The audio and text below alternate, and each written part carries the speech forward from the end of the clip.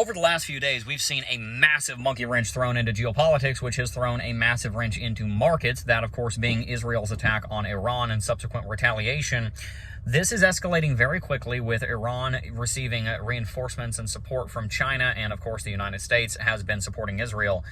This is the center of international news and international politics right now, and it's having a major impact on markets, specifically on Bitcoin. And today we're going to talk a little bit about the amount of resilience that Bitcoin has shown and what I think this means for the future of Bitcoin. So let's get started.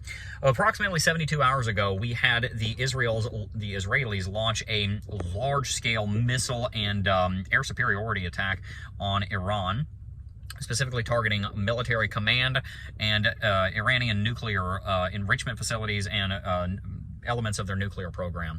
This led to a major retaliatory strike where Iran launched hundreds of missiles into Israeli territory, and this has obviously sparked a massive international event, with Iran bringing in support from the likes of Pakistan and China, and of course Israel bringing in some elements of support from the United States. The United States so far has limited most of their involvement to assisting in shooting down Iranian missiles headed for Israel, but we don't know which direction that's going to take. We don't know if we're going to be supplying bunker busters to attack the enrichment facilities at Fordo, which would be one of the largest enrichment facilities that the Iranians possess. We don't know if the United States sees what's going on right now as a reason that Iran would skirt sanctions and basically speed run a nuke, in which case the United States would probably end up supplying the Israelis with quite a bit of support. This could get hot very quickly. Let's just put it like that. A lot of people are saying World War III. I don't think we're there yet. We've seen all kinds of war in the Middle East, and it's yet to lead to that. I certainly hope that level heads will prevail in this case, and I am not going to weed into who's right, who's wrong, or any of that, because that's not why I'm here. But what I do want to tell you about is the amazing amount of resilience that Bitcoin has shown. When this first happened, of course, we didn't really know what was going on and what was going to happen. Now the dust has settled a little bit, and we have a bit more of a perspective of what the next couple of weeks look like. Bitcoin is showing a little bit more resilience. We originally saw a drop from 106 down to 103. Bitcoin didn't even touch 100. We set a higher high above our local high at 100,400. That was set about a week ago, about 2 weeks ago, and we have currently been basically trading sideways between 103 and 105. Now, Bitcoin has not shown a massive sign of strength. It's not like we've rallied back up to all-time high, but what Bitcoin has shown is a great degree of resilience in its ability to stay above $100,000. We don't know how long that's going to last. We've technically set a second lower high since our local high just about a week ago was at 110,500, which was lower than the all-time high at 112 that was set a few weeks ago at the conference. And so this is not to say that Bitcoin can't go into some kind of larger corrective movement. This is not to say that Bitcoin can't drop back down to 95 or 92 or even 88 or 85. These are all still very much possibilities right now, especially considering we have no idea what direction this conflict is going to go. But the overall point that I want to make in this video is that Bitcoin has shown a remarkable amount of resilience in the face of massive geopolitical instability. Why does this matter? Because Bitcoin is starting to step into its own as the global hedge against uncertainty. Based on whether a market appears to be stable or not, investors will go in one of two directions. They will go to risk-on markets or they will go to risk-off markets. Generally, risk-off markets are more steady. They have a lower amount of volatility, they have a lower return, but they also take a smaller hit, or they even increase in price or in return when there is instability. That traditionally has been bonds, and that traditionally has been gold. Gold and bonds represent the safe, less risky, risk-free asset class. Now, they're obviously not risk-free, but many financial advisors will tell you that the bond is essentially a risk-free investment because the Treasury, the United States Department of the Treasury, has never defaulted on the debt in almost 250 years. This isn't true, and for those of us in Bitcoin, we know that eventually something like this will occur, and if not, we're just going to have rampant inflation, which is just as good as a default.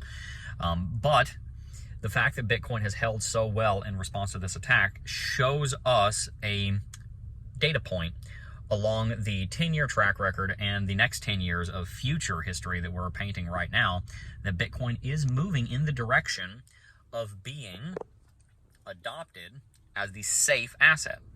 Bitcoin is going to take two mantles over the next 15 years. It is going to take the mantle of what is known as the base rate, and it's also going to take the mantle as what is known as the international safe haven.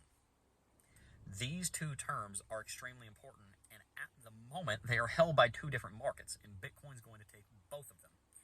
Generally speaking, people consider the S&P 500 or the Dow Jones Industrial Average, the DJI, to be what's known as the base rate. I've even told people before when they're working in the stock market, if you don't know what to buy the SPY. And the reason for that is because if you can't beat the S&P 500, it's better to just buy the S&P 500. 90% of investors are not going to beat the S&P 500. Warren Buffett has barely beaten the S&P 500 in the last 50 years, and he's considered one of the greatest investors in the history of mankind. The United States S&P 500, therefore, is considered the base rate because it represents the United States economy, which is the most successful economy, once again, in the history of mankind. Now, the international safe haven has been U.S. bonds and gold. If you'll notice, the safe haven is not just one asset class. It's generally considered to be two, bonds and gold, depending on what kind of instability you're looking at. If you're looking at international instability, generally you're looking at gold benefiting, which is why gold has rallied so much recently. But if you're looking at overall just looking for generalized stability over time, generally you're looking at the United States Treasury bond. All three of these assets stand to be replaced by Bitcoin. And again, this data point of Bitcoin performing pretty well in light of what's going on internationally shows us that we're moving in that direction. Bitcoin is the base rate because for 16 years running, other than about 3 of them, which represents the worst year of the bear markets, Bitcoin has outperformed every single other market. On a 5 to 6 year time scale, Bitcoin has outperformed every single other market. It is already more or less the international base rate. In other words, it's the rate that if you can't beat this rate, buy this rate. If you can't beat Bitcoin, buy Bitcoin. That's why we have a huge amount of our investment in Bitcoin, because I don't know that I can reliably beat Bitcoin. I don't know that I can reliably beat 20 to 30% a year. That's just difficult to achieve, right? That's not an easy thing to do. So Bitcoin is becoming adopted as the base rate, and this kind of resilience that Bitcoin has shown just bolsters that argument. Now, on the other hand, Bitcoin is also becoming the international safe haven. It is also becoming the place that people park capital during international instability, and we've seen that happen. Bitcoin immediately had a flash sale, dropped back down to 102.5, 103, but it's still trading at 104.5. It's still trading at 105. A lot of people bought the dip, myself included, when this conflict broke out. They bought Bitcoin. There was some initial panic selling, but there was also a great deal of initial purchasing of Bitcoin because let's say the United States gets involved in this conflict. Let's say that China gets involved in this conflict. Both nations will start to debase their currency at the fastest rate that we've ever seen since the Second World War, and you will see the almost instantaneous devaluation of the United States dollar. Where should you have your money in that case? Gold and Bitcoin. And so the level heads and the wise investors, when they saw this news, they bought Bitcoin and they bought gold.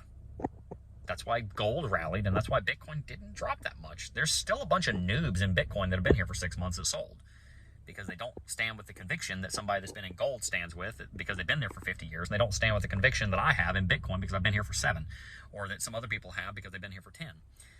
But there was enough buying pressure over the last 72 hours on Bitcoin to show you that Bitcoin is becoming the international base rate, and it is becoming the international safe haven.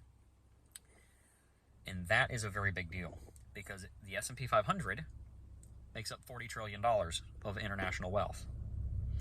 The U.S. bond market makes up tens of trillions of dollars. Let's call it $30 trillion of wealth. The gold market makes up another $25 trillion of wealth. If you add those together, we're looking at give or take $80 to $110 trillion in the international base rate, the base rate, which is the United States S&P 500, and the international safe havens, which are U.S. Treasuries and gold. Bitcoin's at $2 trillion. If Bitcoin were to replace that, which makes sense because in the next 20 years, that probably won't be $100 trillion, it'll probably be $400 trillion in those respective markets. If Bitcoin goes to where that market is now in 20 years, you're looking at a $100 trillion, a $50 to $100 trillion Bitcoin which is a 25 to a 50x from where we are right now, which is a $2.5 to $5 million Bitcoin by 2040, which has been our price target all along.